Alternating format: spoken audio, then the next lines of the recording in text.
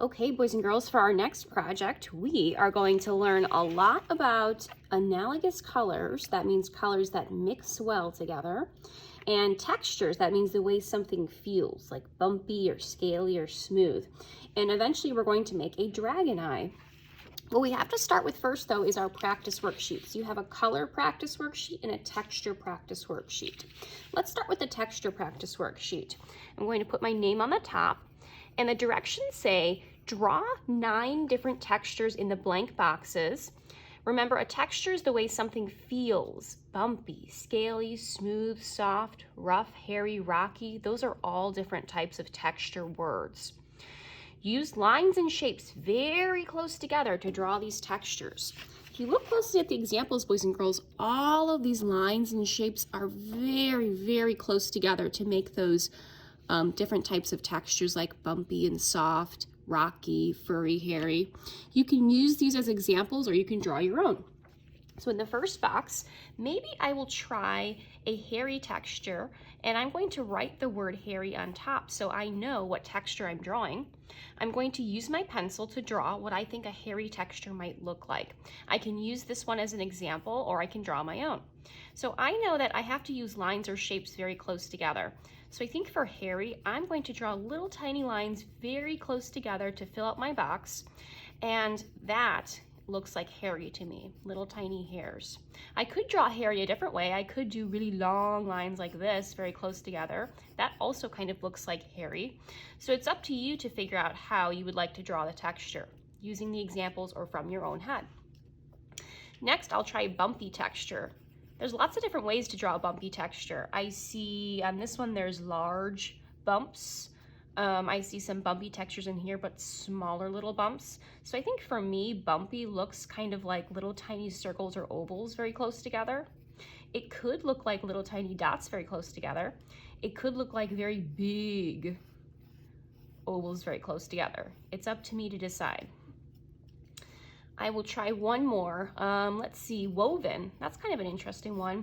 Woven is crisscross lines. And you can see in the examples above, right here and here, those lines cross each other. Let's actually try one more, rough.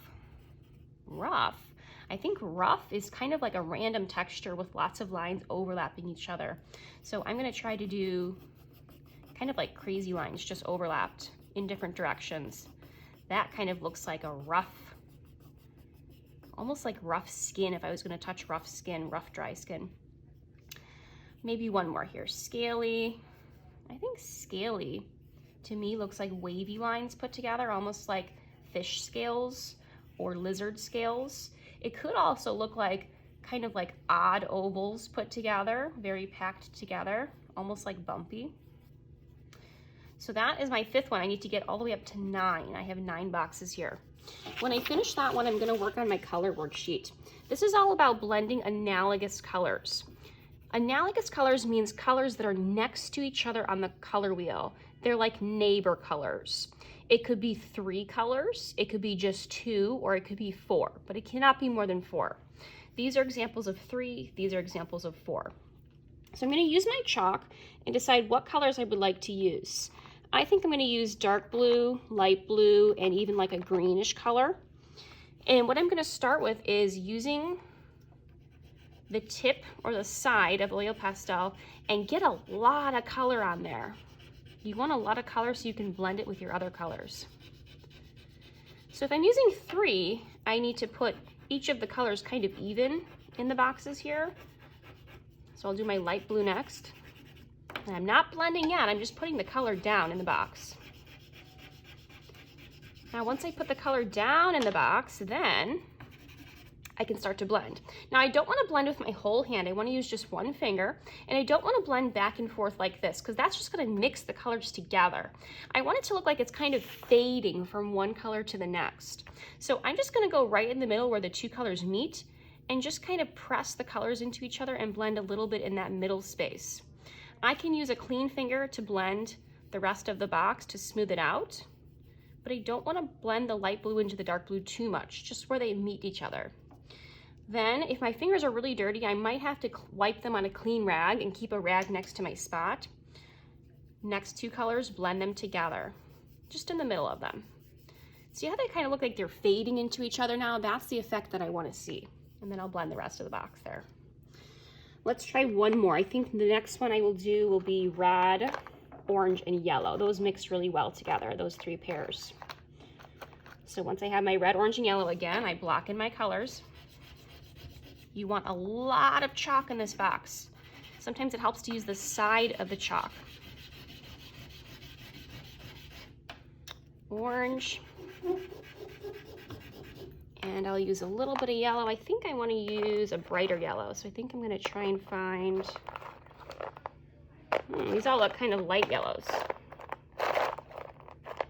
If you cannot find the color that you need, boys and girls, come see me and I will try and pull out a new chalk pastel box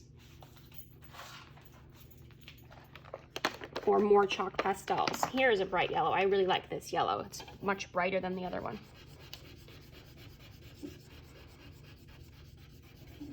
I'm going to put a little bit more orange on top of the red so they blend better together. Okay, using my next hand, I'm not going to use the hand that has the blue all over it. I will either wipe that hand or use a clean hand.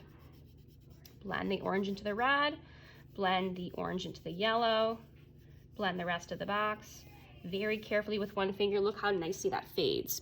Okay, I'm going to try 3 more and then I'm done with my 2 worksheets and I can move on to my next video, and in the next video I'll show you how to start the dragon eyes.